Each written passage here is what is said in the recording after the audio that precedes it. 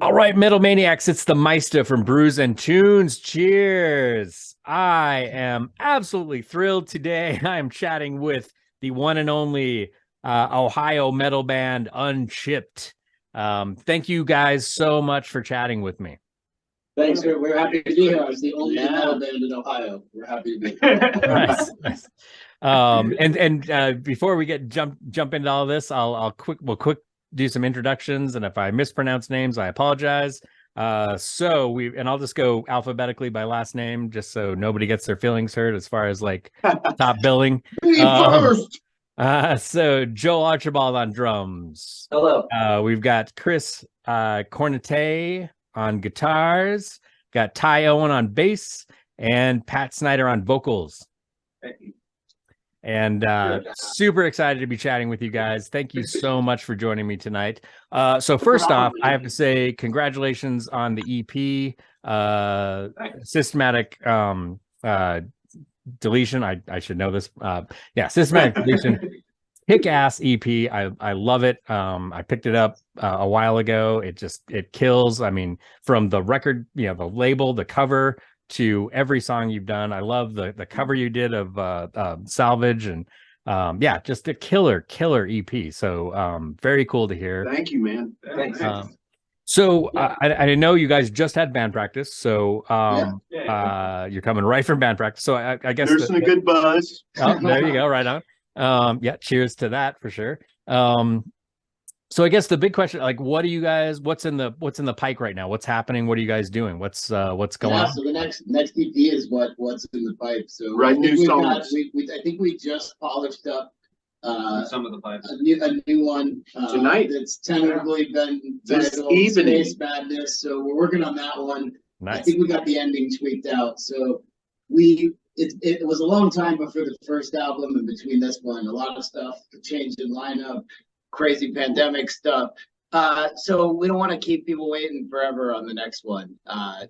Figuring out how to get all of this stuff done in the space that we're in now. All of it done ourselves. Only working with like close friends to master it and really great friends to do the artwork on it. I think we figured out the way that works for us as a band. So now it's just To get it expedited. get too, it quickly. expedited in a quality that we're happy with. So, I think that for us, the next thing is going to be a series of EPs, but I think we've got two polished up for that. And with Chris has got a really cool idea for another one that we're like working through. We always have a few things like floating around in videos and band chats and riffs. So I think we'll polish up that third one at Chris's. I think we got a couple covers in mind for it. So I'd like to do 3 in a cover. I Dig Pain. Do a couple, maybe I Dig Pain. We're giving it away. From the Star Trek the motion picture. It's a pretty great one. We covered it at the show the other night. No, I Dig Pain's from I think Chips. Oh, sorry, that's from Chips, right? We didn't do that. We did do I hate you for the Star Trek soundtrack.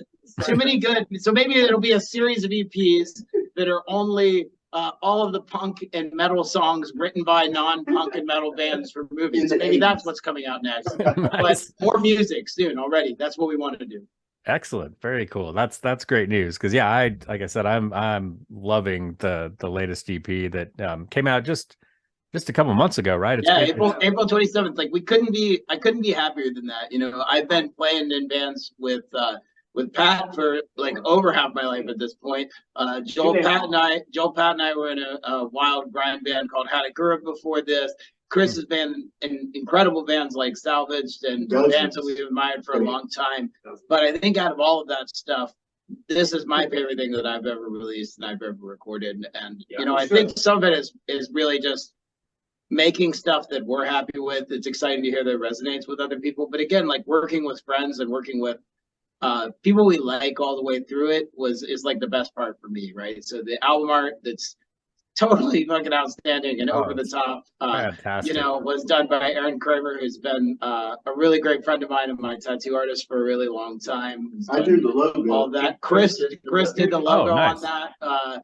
And Joel did all of the layout for that and buttoning it up, making it look tight. Did all of the prints of all of our merch. Brian from this great band, Random Conflict, did the mastering on it. So having all of that done with just people that we like to work with, people that are easy to work with in a space we're happy with, made the whole process like super, even the painful parts super fun and super easy. Yeah, our release show was fucking insane. Yeah, Oh, nice. I mean, Good one. overbooking, Ohio, besides us being the only metal band in Ohio, which we've established earlier in this interview, has, to my knowledge, the only currently running DIY show space inside of a laundromat. So if you're out there watching anywhere in the world, you better get your asses to Dirty Dungarees. Like K56 is already up to date on it. It's going to be the venue of venues, but basically imagine laundromat on one side, full bar. In a back room, they used to just have a pool table in it, but now it's turned into like one of the wildest show spots with shows 7 nights a week in this place. Totally DIY. It's a Google Calendar. You put your name on it. You can do it whatever you want. Yeah, you can wash your underwear while you play, and then you can come off stage and have some brand new Slayer shirts, some brand new underwear. Yeah, right after you play. Right there. Nice. Yeah, we overbooked one hell of a release show for that. We had our friends in Suffering Praying Hands, who I'm rocking right now, the Whiteouts, who've been a band in Columbus for 20 years. A band that all of you out here watching this should go to Bandcamp immediately. Just pause this, go to Bandcamp, look up Prolific Secretor. They're the best new heavy cyber thrash band out of Columbus. We're still the only metal band, but they're the only cyber thrash band. And then our great friends at Love Band, who we convinced to play like a laundromat show, a DIY show for the first time in a long time. That would have been a show that I would have loved to see in Columbus. And then on top of it, I got to play with my friends. It was incredible. It was good. Right on. All brought to fruition and sponsored by Arby's, because Arby's, as we all know, They have the meats. they have the meats. We can't thank them enough for Yeah, I have to ask their you about the sponsorship and Arby's. their inevitable, their sponsorship and their patronage of us. They have all the meats. And, for that brief week in Columbus, at participating locations in Columbus, you could buy Unchipped merchandise directly from Arby's. It was a pretty wild and incredible week. There was horsey sauce all over the floor. We were slipping around in it. It was really wild. Lots of us. The laundromat smelled like hot beef. It was pretty rough. But we've still got some very limited edition merch from Arby's. Yeah, and if you've got Arby's sauce all over you, head to I remember seeing the pictures. Yeah. head to unchipped.bandcamp.com. Pick yourself up an Arby's t-shirt. I got it there. Arby's once we finish this interview. Nice. You sleep there? You live there? No, there's one right here. Yeah, that's true. We're strategically only place shows and live in locations next to Arby's. Yeah. All right. Based on Arby's locations. I like it. I definitely wanted to ask you about that. I was curious about the Arby's connection because I've seen the tie with your logo and the Arby's logo, and it's a natural match, right? I mean, if you think about it, like what's the most metal food? And Taco Bell's pretty hardcore. They're open late. If you're trying to live Moss, if you like, maybe that's the Turnstile's a perfect band for for that, and maybe McDonald's, right? If you're writing a great pop song, maybe that's great. But Arby's was looking for a band that fit their true vision, right? And hold on, and the thing about the meats is the only thing more brutal than Unchipped is slaughtering like 72 different animals to make an Arby's sandwich. And because of that amount of mass murder that they commit on a regular basis, and the deliciousness of their Jamocha shakes and curly fries, it was just a natural fit in partnership. So we were just really excited to partner with them to get our albums out and participating Central Ohio locations. And if you order stuff from our Bandcamp, you'll get a coupon that you can take to any Arby's wherever you are and try to redeem it for a free sandwich courtesy of Unchipped. It works 9 out of 10 times. Nice. I love it. That is awesome. That's pretty cool. So I know it's great. Band... They paid us well too, really well, really great. We're incredibly rich. Still paying lots. Yeah, lots of money. Free napkins. So I know it's a relatively new band. You guys formed in 2018, correct? Yeah. on that Yep. kind? I just joined last year. True. Yeah. Oh, okay. Yeah. So tell me about what are the origins of the band? How did you guys get together? Kind of how did this all come to be? Well, it started with my band, Hookers Made Out of Cocaine. Great band name, by the way. Totally Googleable, made for success. Never played Utah, been around it Would they a allow? handful of times, played North Dakota a bunch. Nice. But we would play a Halloween show in Columbus at a place called Righteous Mothers. Bike place. They're like a biker kind of club, like bike club. They weld those bikes on top of each other and they look real dangerous. Yeah, mopeds. Well, we were. That moped show was the best show you guys ever played. We'll get there. We'll get there. We'll talk about it. So we would play Halloween shows there, and we got them. My buddy Teddy said, "Yeah, let's do another Halloween show." So we booked my friend's band from Indianapolis called Mr. Clinton and Pink Cigarettes to come play with us. Also a great band name. Great Yeah, band. great Amazing band. Look them up, Great, Mr. really Clinton do. and Pink Cigarettes. And my guitar player JR said, "Well, why don't we do some ministry songs, or let's do a ministry cover at the show?" And I was like, "Well, why don't we let's do a ministry set?" And he's like, "Hell yeah!" So me and JR and Don.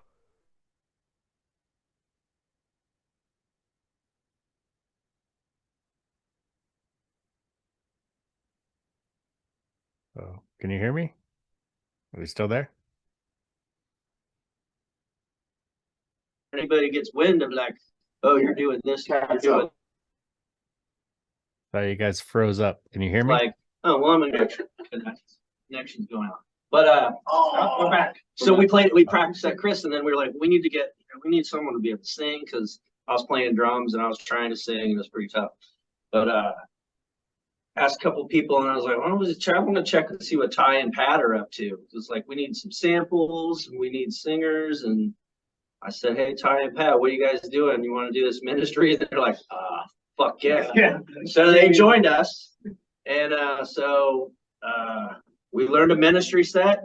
Really good set. A lot of Psalm 69 songs. We started with Thieves, which is sweet. Yeah, we did the thing that ministry should do too, is we chopped all the fat of those songs. Those songs are way too fucking long. They're so long. Love But we made Love tight them. They're great. We chopped you, them Al, out and we played it like 25% faster. and a lot faster. All the stuff that you wish ministry would actually do when you're listening to just one fix and you're like, when is the vocal part coming into this? This does not need to be an extended 12x version of this song. Let's get to it. It rips. Right.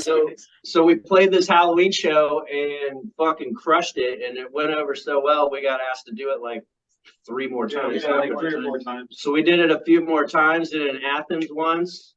Did it. We did it 4 times total, and then it was like, this is pretty fun. We should probably just start writing our own songs, because we're really good at like playing like this, doing this together. So we just started writing our own shit at the beginning of 2018. Yeah. Nice. And the idea was, let's get some like 6 songs down and go have a set. And it ended up being me on drums, J.R. Fisher playing guitar. Who I used to play with in other bands. Yes. Oh, okay. Chris's longtime buddy. It's all incestuous here in Columbia. All incestuous. That's when you play this everywhere. Ty jumped on bass, switched over from doing the Guitar samplers and samples vocals, just and vocals, started yeah. doing the bass part. And Ty took over the samples and vocals, and I'm Pat. this is Pat. I do that. But by the end of the year, we had a set, and it was like, all right, let's book our first show. And I do not want to play in Columbus.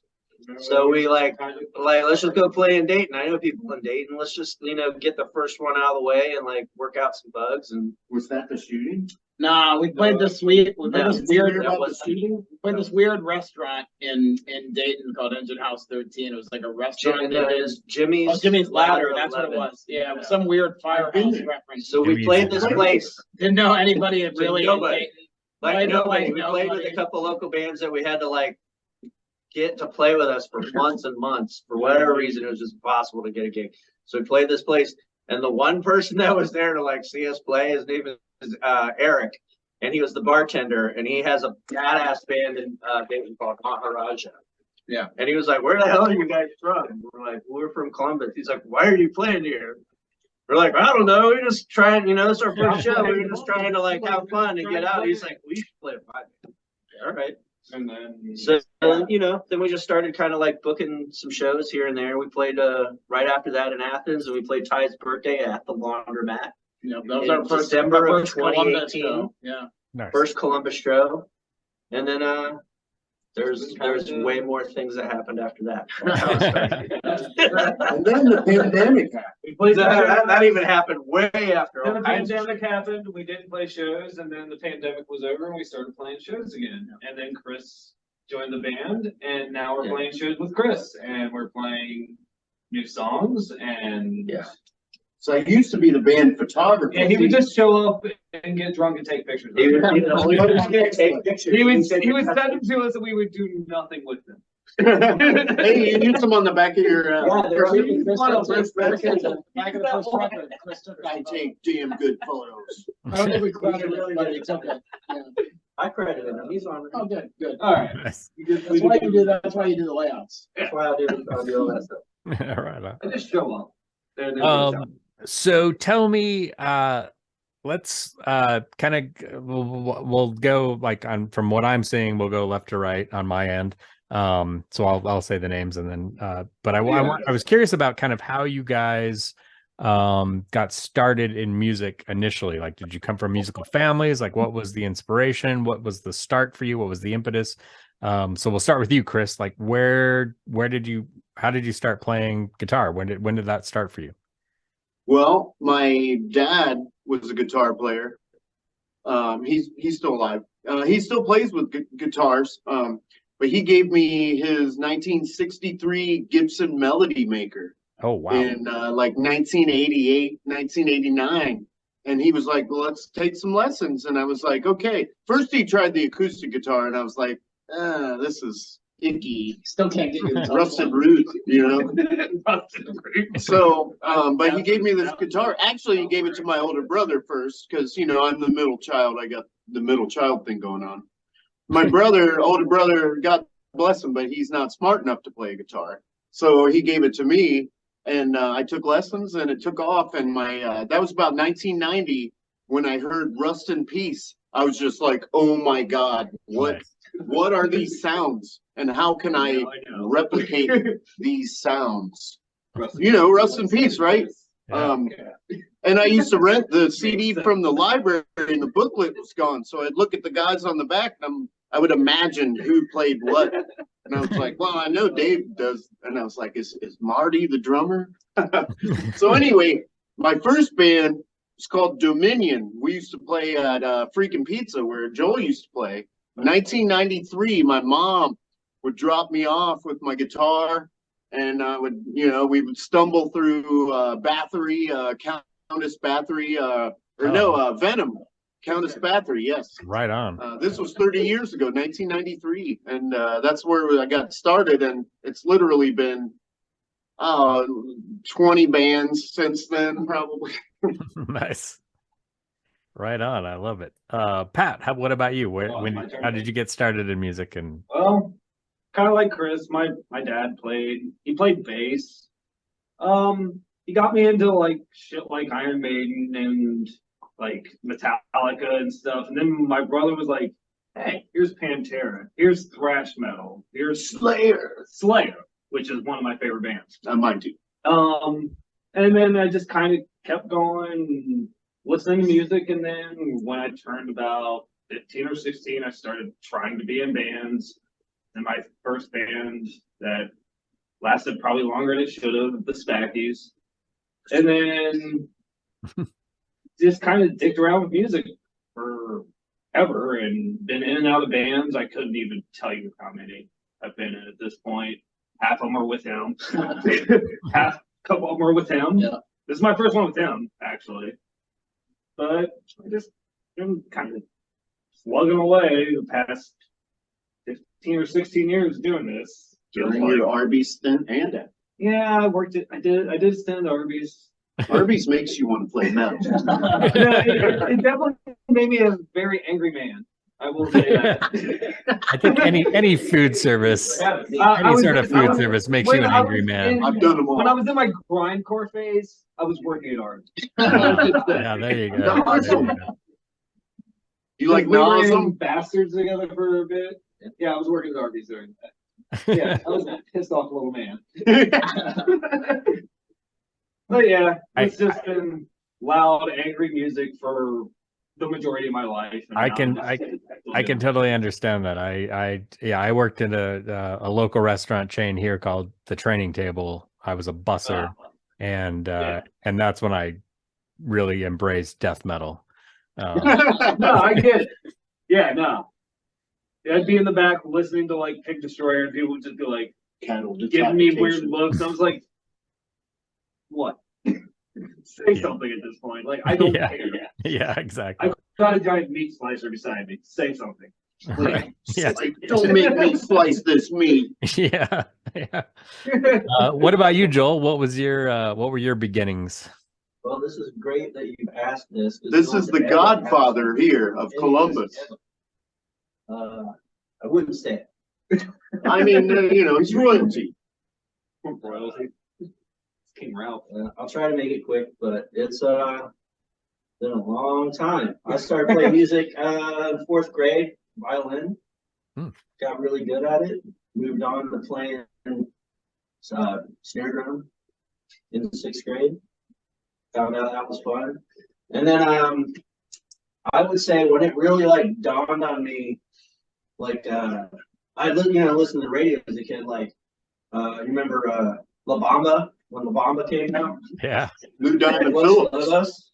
Like that's huge. Like La Bamba was like I do huge song, remember right? Oh yeah. Well, I That's was a huge. skateboarder too as a kid. I'd skate all the time. So like all the songs in the skate videos were like when I figured out like, oh, these are bands, like my first band like tape that I SST Records. that I like got from watching skate videos was Fire Hose. And I was like, then it dawned on me like, oh, you can do this. This Like can you be can make done. a tape and you can play music in a band and you're not, you don't have to be on the radio or anything, but like it's the same thing. And I was like, oh, this bass player is rad. So got into, all the fucking Dinosaur Jr. and playing bass, all Mike Watt stuff. And Nice. of course I was a big metalhead too. I'm 46 years old. I don't know how old you are, but Old as fuck. that's what I grew up on. That's what I grew up on was like Slayer, Megadeth, Metallica, like all their original shit and fucking, Minutemen and Fire Hose and Right Sonic on. Youth Dinosaur and shit. The 90s happened. Then the 90s happened and Ministry and Nine Inch Nails. Yeah, no. And It my introduced me buddy to- Doug is Trent Reznor's cousin, so I mean he's from Cleveland. Oh wow. And Aren't we opening for Nine Inch Nails then? well, I don't know how you do that. But anyway, Talk to his buddy Trent. got a bass. Talked my mom into buying me a bass. She got it for me from Sears Hardware or Sears. It was a Harmony like a mid-size I with heard a little Dad tiny was kind of grumpy. battery powered amp. And I was like, oh yeah, this is cool. And I'd like plunk the string. And then I was like, I did that for like a couple days and then I set it down. And in high school, I met a guy, and he was like, "Oh, I play guitar." I'm like, "Yeah, I play bass." He's like, "Cool, kind of bass you got?" I'm like, "I got this cool bass, and I like play it all the time." He's like, "Cool, come on and start a band." I'm like, "All right." So I showed up, then I had to learn how to play it. And he was super good at guitar, so he showed me how to learn stuff and how to play my bass. And then it just kind of went from there. And forever, I've been the bass player in bands. And I've been in Chris. I've been in I can't even tell you. the bass player.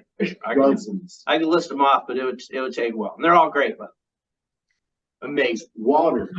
Water was my first high The school. band was called Water. I don't remember anything about it. I remember that was the band name, and I played Also, Freaking Pizza. His friend was like, let's call our band Nirvana before Nirvana. Before They Nirvana. could've Oh, been really? huge. Before Nirvana. Well, before they were on MTV and anybody knew about them, from MTV. Yeah. It was like, oh yeah, we're gonna be called Nirvana. Right on. And then that happened. I was like, well, we're not gonna be called Nirvana. There goes that one. Shitload of bands. I've been playing in Columbus for since I've been 16 years old, and it hasn't stopped. I've played in You know, it seems like 80% of the weekends of my life from 16 to now, I've played a show something. It doesn't end. And this is just, That's a good way to my live. latest band, and it's the fucking best. You Gotta should play drums. you should check out his older bands though. They're good. Like I the will. Usher and all these other bands. Right on, right on. What about you, Ty? There's the short and sweet. I've been around. Nice. I've known him for over 20 years, 20 plus years. Yeah. And last but not least, This motherfucker. Yeah. Yeah. This guy. Ty fucking Owen. I'm the young one. I'm the He's young the- boy. he's the baby. I'm the kid in the band. Tell him about Guy Fieri. So yeah, so I tried to find that. I think it started with me. Yeah. I think it started with Oh, I've me. never even seen. I've seen My- clips. Guy Fieri, we're gonna talk about music. Just- So I think it started with me. My My alcohol. uncle Jeff had the raddest record collection as a kid, like absolutely huge record CD collection. And when I was like really young, when I was It's like you know, Spicoli's stepdad. 8 or 9, I would sneak into his. I would stay. He lived with my grandma. And I would stay with them after school, and he would still be at work. And I would sneak up into his room. Like I'd seen him put on records, and like I understood how the turntable worked. But I started like listening through all of his music. And one day I came over after school, and there was a pile of records sitting out with a note that said like, "Hey, if you haven't listened to these yet, you should listen to these." Like I thought I had been being sneaky and like putting them back like where they were. He I was knew. just picking stuff by the album art and like listening to like Spirit, Dr. Sarconicus and like headphones and like being Oh, like, right on. what is going on? Like, you know, but just like wild, huge record collection. And so from there, like I got exposed to like an incredible amount of stuff. So I have no musicians in my family, but I grew up around music, and like my parents love music and were always blaring like old blues stuff like Howlin' Wolf or Robert Cray or like just like wild stuff like that. So I grew up with all of that stuff. But I think like the moment that it like clicked for me, you know, I when I was 12, I had to see the Rolling Stones. My uncle showed up and he was like, "Hey, like, what are you doing on Tuesday?" And I was like, I'm 12. Like, what are you doing on Tuesday? And he was like, "Hey, do you want to see the Rolling Stones?" And like fanned out some tickets. And I like, Damn. they were like my favorite band, still my favorite band, still the greatest fucking rock and roll band in the entire planet, hands down. And it was at Ohio Stadium, at the Shoe, and the Bridges Babylon tour. And we didn't know where we were sitting. He had like got the tickets from some friends who had like decided to sit with some other people. And so we just went and we just like got in and they walked us onto the field and like we kept walking and we had like 10th row on the field. It was like mind boggling. And from like the minute like Keith Richards came out and hit that first guitar lick and fireworks went off, I was like, I'm gonna do that. I don't know how you do that. I don't know like what form that means, but like that's what I'm gonna do. And yeah, I bought my first guitar. I had a harmony for my first guitar too. I still have it. It's like now I've changed just about everything on it. It's, you know, it's like your first guitar, you've messed everything with it. But I bought that, and then everyone I knew played guitar. So I was like, all right, well, I'm gonna get a bass because like everyone needs a bass player. So I got a bass. I started playing bass in bands, and then I got into like, you know, back into the weird synthesizer and that kind of stuff. And I started like circuit bending toys. This band Wolf Eyes was like a huge influence in my life. If you haven't heard them, like the only way I can explain it is like if like insane industrial band decided to do like a nightmare version of Black Flag's Damaged, like the Wolf Eyes Burn Mind record is like one of the heaviest things that anyone's ever recorded. Crushingly brutal. And so I was like, how do you make these sounds? And so I think since then I've been trying to chase like a mix of, you know, being in a band that's heavy but has a groove and also it has some weird industrial elements and, you know, also lets me do like Keith Richards rock poses. So like it's all a blender of all of that stuff.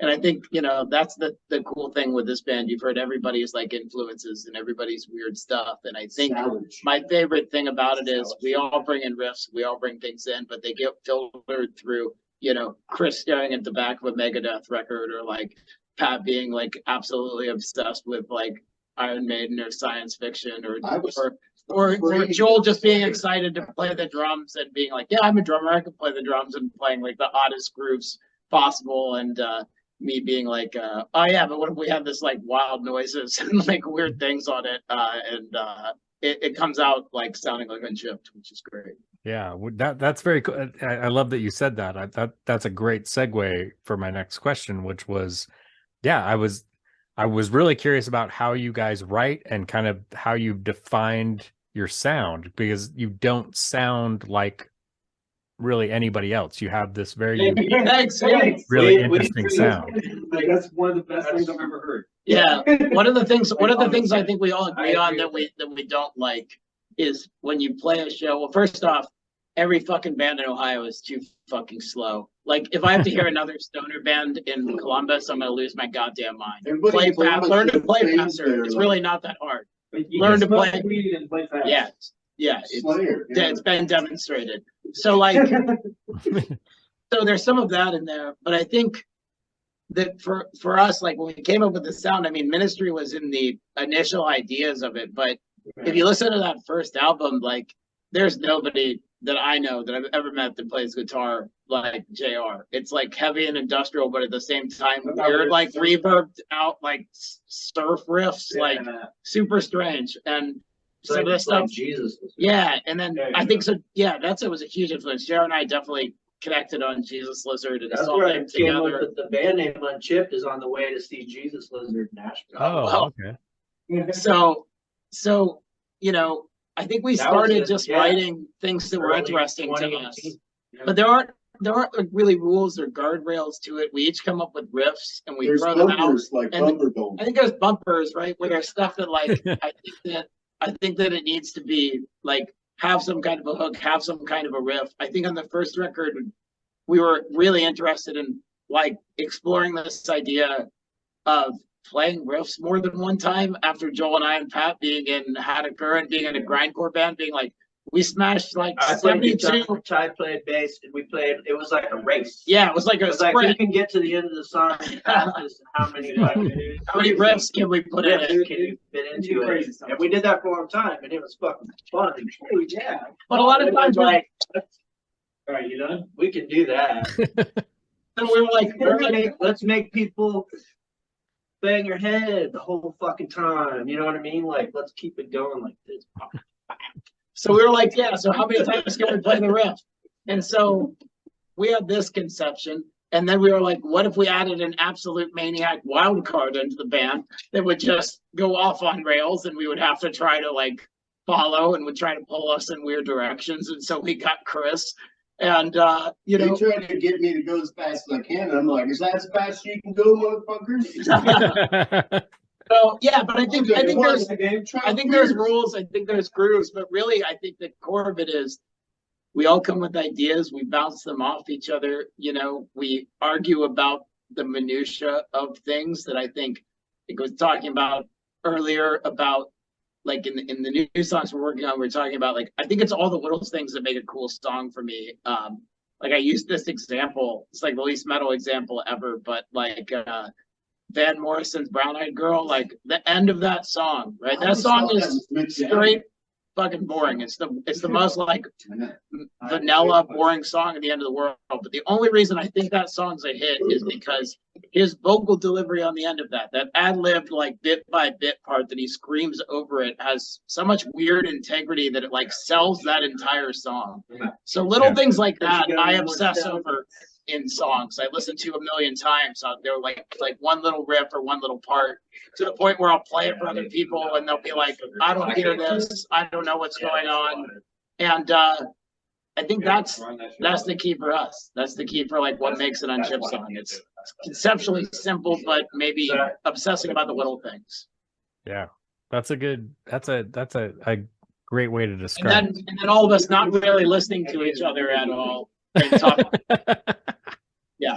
Yeah, you should see us practice. It's great. Yeah, it's really good. 100% great communication. Really good. You kind of just have to hammer it in. Nice. Yeah. Over and over. Yeah.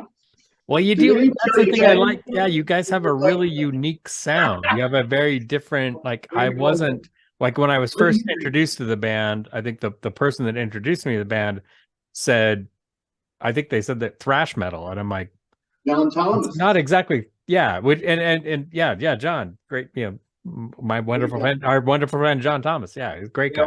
Yeah, because he just said, "Oh, you got to check out this thrash metal band," and it's like, wow, this isn't really thrash metal. I mean, there are definitely some thrash metal elements, but there's a lot more going on.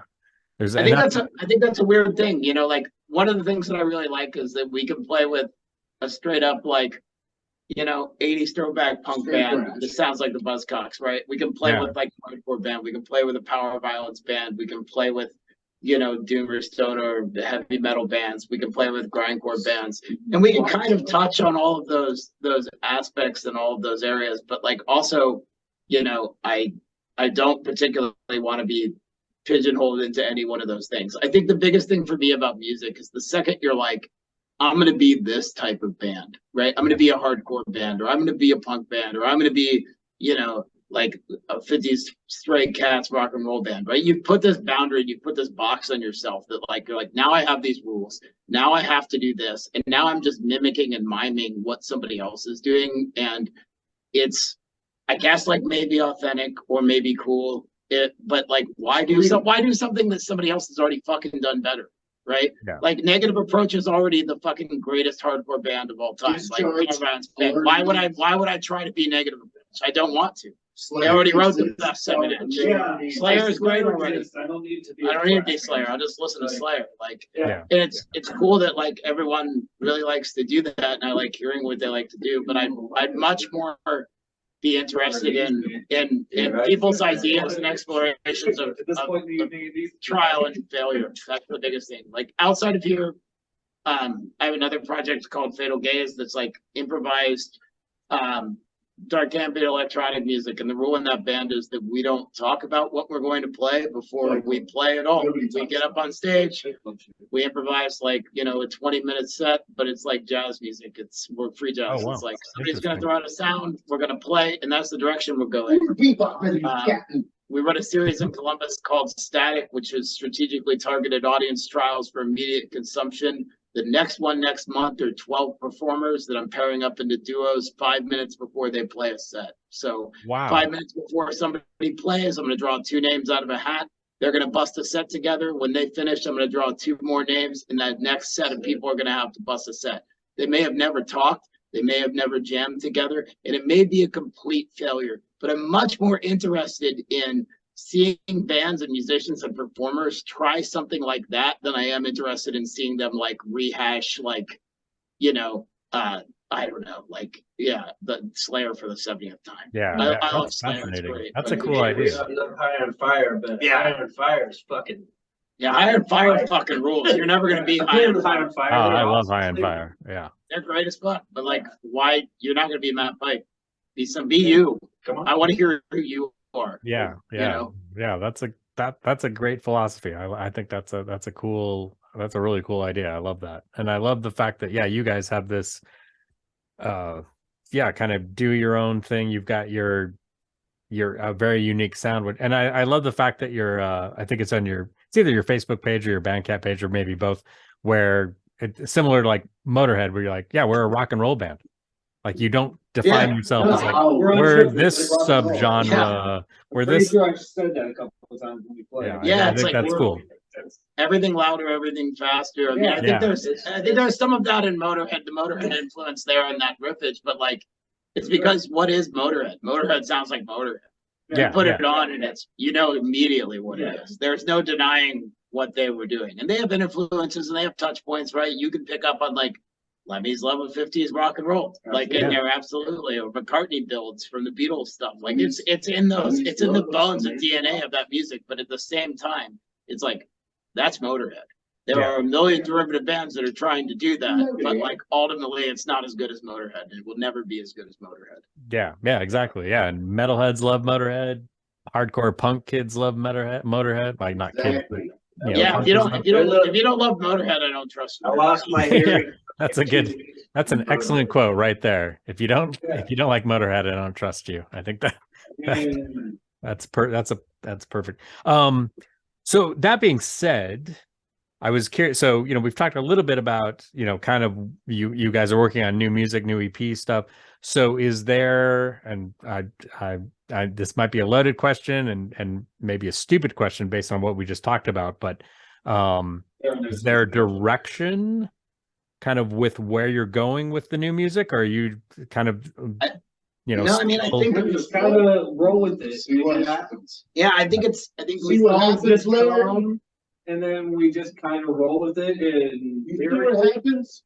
lyrically, I just kind of, when I'm playing the song, something comes in my brain that sounds like it's going to work. And then I kind of start working with it and see if it pans out. If it doesn't, then I go back to the drawing board. I think Whatever we do is pretty much intense. Yeah. Like, no matter what you're gonna hear, if you come see one of our shows, it's gonna be intense. probably going to be 20% faster than It's we fast. recorded it. It's heavy. It's probably going to be 200 times louder than you played it on your stereo at home. It's entertaining as shit, and it's intense the entire time. My philosophy is if it doesn't go straight for the jugular and like get you really ripping, we shouldn't play it, Yeah, like, true. I played music in the 90s that was like Smashing Pumpkins for the whole decade. Chris wants more painkiller, The worst. less turbo. It was the worst time. The decade was the terrible Smashing Pumpkins. You should have, if you had to listen to my bands from the 90s, you would just vomit. Vomit! But I think, Well, that was but 2000. I think the biggest thing is for me with the new music is running all the riffs through Chris riffs coming through our filter and things that I come up with or Joe comes up with coming through Chris's filter, right? That's the thing that I'm most interested in. Is that collaboration of hearing it through Chris. And so we And heard it's it on the last Super EP, fun.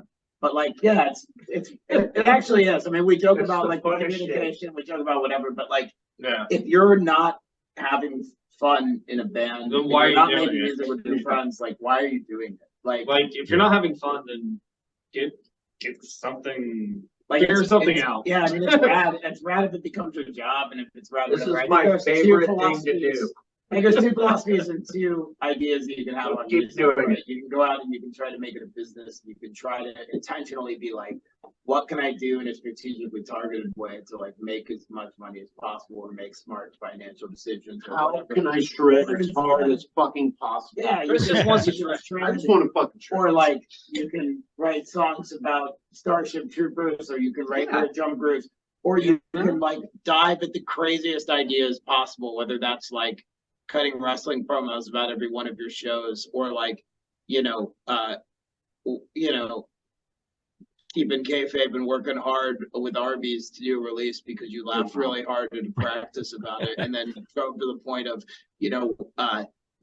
people showing up with so much With Arby's so much at the Arby's, release they show, couldn't and it eat any smelled more like Arby's. roast beef, and Yeah. you couldn't give away all the Arby's. There's Wow. so much art. Um, Choke down some of the so it's just driving at any crazy idea that's possible, right? I think the things I regret in my life the most are the things that I didn't go as far as I possibly could have, right? The things that you regret, if you think back on, you're like, oh man, that might have been sweet if I gave it 110%, right? But I limped it over the finish line at like 80%. Maybe it would have landed, maybe it would have been cool.